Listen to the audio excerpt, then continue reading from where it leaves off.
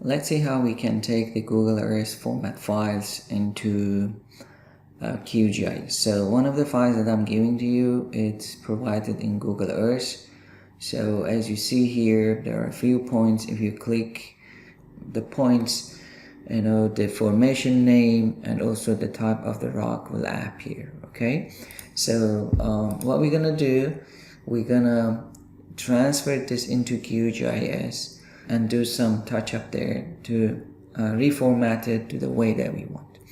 So let's go to QGIS, and the way that you add KML or KMZ files is exactly you do the same as for vector files.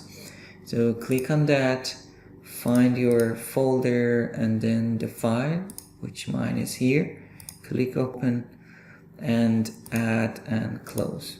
So now you have your points here, right? Some of them it's out of your study area. That's totally fine. Let's see how we can see the information here. You're gonna use this icon, it's identity features. Click on that and click on the point. So it's gonna open up a window that gives you the description, right? So either it's gonna pop up like that, or it can be side window like this. So wherever you click, okay, that's gonna be popped up and you can see the description. There are a few columns here. You see it's all empty and null because this is the way that Google Earth files works.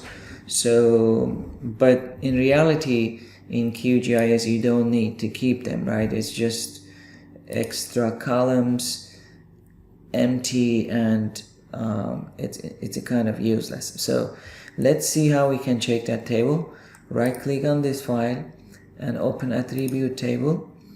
So either yours will appear like this or like that. Okay, it's if you see one of those and you want to see the other one, just switch at the lower right corner. All right, so as you see here, okay, except column 1 description, the rest it's kind of useless. So here, because this is a KMZ file, I'm not able to correct it, or I'm not able to delete any of them. So we can try and see how it works. Let's start with this, and then I'm going to delete this column, and I'm gonna delete it. You see, this is the icon that I'm gonna use to delete. It is grayed out, so you cannot do anything on the Google Earth file except converting to shapefile, and then you should be able to change it. Okay, deleting these columns is not a big issue. You can keep as it is, not a big issue. But I want to have one column. You can name it as a label or unit. It has a short name on it, and I want to use it to distinguish different rock units with different colors here. So with this file I cannot do it, but what I can do, I can right click on this, export it as a shapefile, right? I'm gonna, from this list you are choosing the S3 shapefile, file name. You can go to the folder you want to save. Let me go to my folder that I was working with, so desktop, picrays, and here I can, I'm gonna save it here as a outcrops. Click save, and then the rest you are not going to change anything. Click OK, and now the new file, okay, it's made, it's added.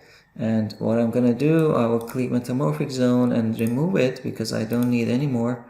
And let's right click on the outcrops, go to open attribute and click edit.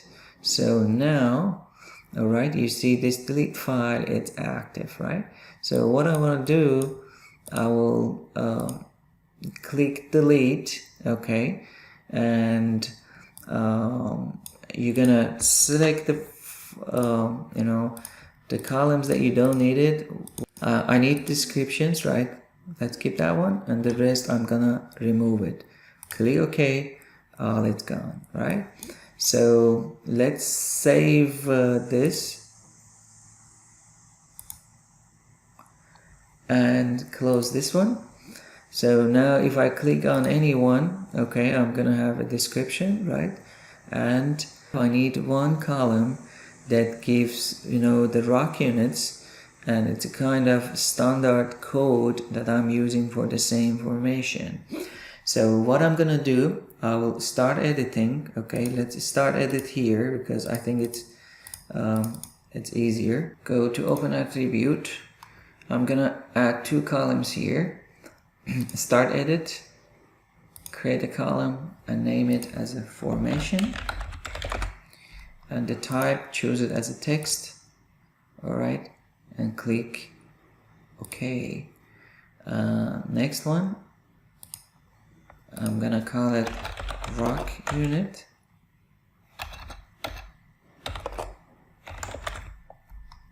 And this is text, click OK. So as you see here that the information is provided in two rows, so it's a little bit difficult to deal with each one of them. Maybe the easy way is close this one here and take this identify features and click on each of them, and you can start from one corner and move to the other, one by one. And you need to extract the formation and rock unit from this description. So Hondo group, as you know, group is a bundle of several formations. You can ignore that for now. The formation is indeed, it's called Ricanada. You will do a little bit research on the stratigraphy of the area, so you will get familiar with that. But for now, just go with this, separating the formation names into different columns. So the rock unit, as you see here, it says schist. It gives you the name of the minerals that you have in that schist. So it's better you include the garnet and the starolite as as a part of name, because that it shows the degree of the metamorphism. Okay, garnet, the starolite, schist, it's a rock type, and if the next rock is like that, okay, just name it as this. For instance, if you have another unit, let's say you have another point and it's a Hondo group Ricanada schist, and it says only garnet starolite, still you can put that as a garnet starolite schist. What we are doing, indeed, we are categorizing, okay, all the points in several formations and several rock units. So you are simplifying it, okay, because I'm going to use this to differentiate these dots with different colors, and each color shows one specific formation or rock unit. So you need to go one by one, right? So this one, for instance, this is Trampas pillar. So let's call the formation as a let's see what it is. Yeah, I will go with pillar. And this one, it says graphite, biotite, starlight, garnet, quartz. So this is a kind of schist that has all of it. So if you are not quite comfortable, you can still put this one, all of this into into the rock units. But if you do a little bit of research, you will find out that the pillar indeed is low-grade schist indeed. But if you are not comfortable with that, I will leave the rock unit empty, okay? Which I'm going to do this now because I have a question and I can ask my colleagues that they were in the field with me, and I say, okay, what this means exactly, okay? I'm gonna leave that one empty. So you should go one by one, right? And then fill that one, okay? Fill these two boxes, and then we can discuss if there's something I'm missing. For rock units, you can leave empty, but I would like you guys to complete formations for all the points. As you see here again, this says Trampas group. So we know Trampas is a group. The formation name is pillar. So take the pillar and place it here and then click OK. And then go to the next one. Let's say I have done all of it and I'm in this corner. Click on that. Again, this is Hondo Group, Ortega Formation, and it's quartzite. Okay, so formation, it's Ortega. So you don't have a lot of names. So either it's Ortega or Riconada or Pillar. Okay, it's only three of them, and probably there's one more down here. We're gonna check that one too. So this is Ortega, and I'm gonna put this quartzite rock unit here. Let's do one here because I know this rock unit is different. Click on that. Okay, so here it's Marquinez. Okay, the formation name is Marquinez. So click there, copy and paste. And the rock unit indeed is metaconglomerate. Okay, so as I'm going through this, I see a kind of format that my colleague used it. First, okay, in description, first is group name. Sometimes is there, sometimes is not.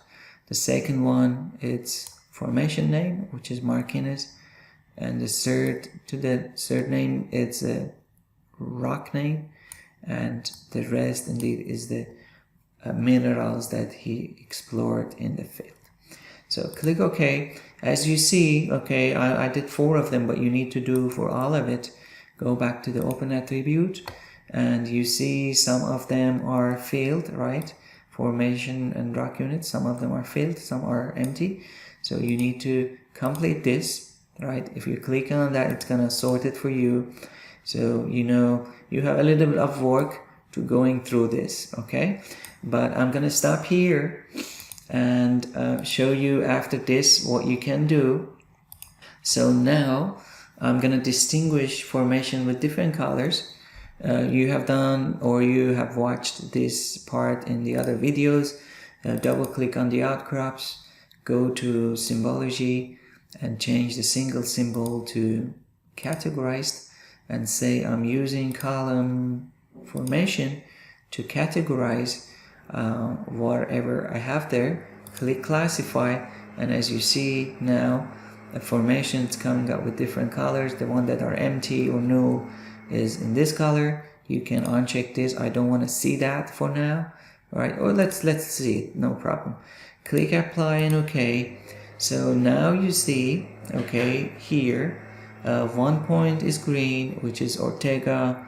1 is dark blue, is Riconada. The dark pinks are the one that are not done. So the light blue here, it's Marquinez, and the orange one, it's Pilar. So as you go and you complete this, so you're gonna get a kind of good idea, okay, the distribution of the formations, or you can say the type of the rock. So we can distinguish these points based on the formations, or if you complete based on the rock units, you can classify based on rock units. So that's going to give you a good idea about, okay, how these formations are oriented or are outcropped in the field. So I'm going to stop here and let you go through this.